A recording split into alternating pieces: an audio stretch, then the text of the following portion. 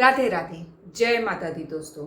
क्या आपने कभी सोचा है कि गुप्त नवरात्र में 10 महाविद्याओं की उपासना का विशेष महत्व क्यों बताया जाता है और उन्हीं 10 महाविद्याओं में मां कमला की आराधना को इतना शुभ क्यों माना गया है? क्या वे केवल धन की देवी हैं या उनका स्वरूप इससे कहीं अधिक गहरा है? अगर आप भी इस गुप्त नवरात्रि में मां कमला के वास्तविक स्वरूप और उनकी कृपा से जुड़ी बातों को शास्त्रों के आधार पर समझना चाहते हैं तो इस वीडियो को अंत तक जरूर देखिएगा। और हाँ, अगर आप 10 महाविद्याओं के बारे में विस्तार से जानना चाहते हैं तो उस विषय पर एक अलग वीडियो हमारे चैनल पर पहले से ही उपलब्ध है। उसका लिंक आपको स्क्रीन और डिस्क्रिप्शन में मिल जाएगा। लेकिन आज हम केवल मां कमला की उपासना, उनके महत्व और एक ऐसी सरल पूजा विधि की बात करेंगे जिसे श्रद्धा के साथ कोई भी गृहस्थ कर सकता है।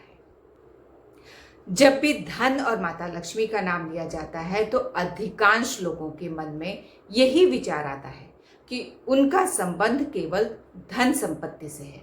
लेकिन मां कमला का स्वरूप हमें इससे कहीं अधिक व्यापक संदेश भी देता है। तांत्रिक और उपासना ग्रंथों में मां कमला को 10 महाविद्याओं में अंतिम स्वरूप माना गया है, लेकिन परंपराओं में उन्हें माता लक्ष्मी का ही महाविद्या स्वरूप बताया गया है। लेकिन यहाँ एक प्रश्न बहुत ही स्वाभाविक सा उठता है।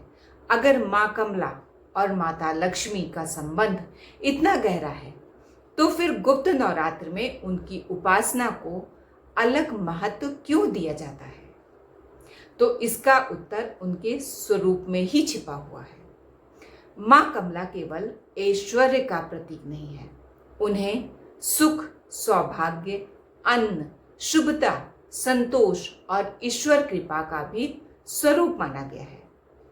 दूसरे शब्दों में हम कह सकते हैं कि ऐसा वैभव जो जीवन में केवल सुविधाएं ही नहीं लाता बल्कि परिवार में प्रेम, मन में विनम्रता और जीवन में संतुलन भी बनाए रखे। शायद यही कारण है कि गुप्त नवरात्रि में अनेक साधक मां कमला का विशेष स्मरण करते हैं। इस उपासना का उद्देश्य केवल कुछ प्राप्त करना नहीं बल्कि अपने जीवन में शुभता और सद्भाव को भी स्थान देना माना गया है। लेकिन अब एक सवाल आपके मन में भी आ सकता है या आ रहा होगा, जैसा कि हम सभी के मन में प्रायः उठता है। अगर हम एक सामान्य गृहस्थ हैं तो क्या मां कमला की कृपा पाने के लिए कोई सरल और श्रद्धापूर्ण उपासना भी की जा सकती है? तो इसका उत्तर है बिल्कुल की जा सकती है। चलिए अब मैं आपको बहुत ही सरल विधि बताती हूँ। अच्छी बात यह है कि मां कमला की आराधना के लिए किसी कठिन साधना की आवश्यकता नहीं है। श्रद्धा और सच्चे भाव से की गई सरल पूजा भी अत्यंत ही फलदायी मानी गई है। तो सबसे पहले स्नान करके स्वच्छ वस्त्र धारण करें और अपने पूजा स्थान को पहले से ही साफ करके रखें। फिर मां कमला या माता लक्ष्मी के स्वरूप के सामने घी या तिल के तेल का दीपक जलाइए और श्रद्धा पूर्वक कुमकुम अर्पित कीजिए। यदि कमल का पुष्प उपलब्ध हो तो उसे माता लक्ष्मी को अर्पित कीजिए, और यदि कमल का पुष्प भी ना मिले तो श्रद्धा से गुलाब का पुष्प या फिर गुलाब की पंखुड़ियां भी अर्पित की जा सकती हैं।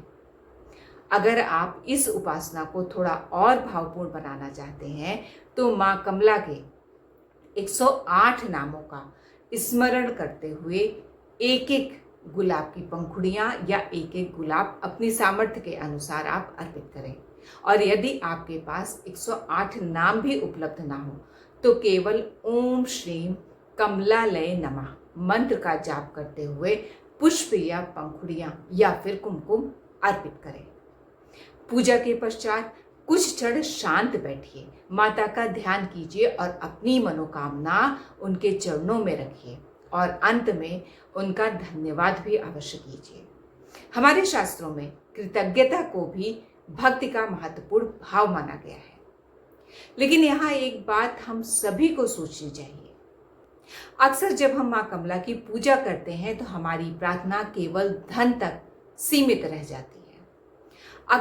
अगर इस गुप्त नवरात्रि आप माता से कुछ मांगना ही चाहते हैं तो उनसे ऐसा जीवन मांगिए जिसमें परिश्रम सफल हो, परिवार में प्रेम बना रहे, अन्न की कभी भी कमी ना हो, मन में संतोष रहे और जो कुछ भी मिले उसका उपयोग सदा सदा अच्छे कार्यों में होता रहे। आप चाहें तो मन ही मन इस प्रकार भी प्रार्थना कर सकते हैं, हे माँ कमला देवी, हमारे घर में सुख, शांति और समृद्धि बनी रहे, परिवार में प्रेम और एकता बनी रहे। हमें ऐसा धन दीजिए जो ईमानदारी से प्राप्त हो और जिसका उपयोग सदैव अच्छे कार्यों में होता रहे। हमारे मन को अहंकार से दूर रखिए और हमें सदैव आपके चरणों में श्रद्धा बनाए रखने का आशीर्वाद प्रदान कीजिए। और एक छोटी सी बात, यदि माता की कृपा से आपके जीवन में सुख समृद्धि आए तो अपनी सामर्थ्य के अनुसार उसका एक छोटा सा भाग किसी जरूरतमंद की सहायता, अन्नदान या सेवा में भी अवश्य लगाइए।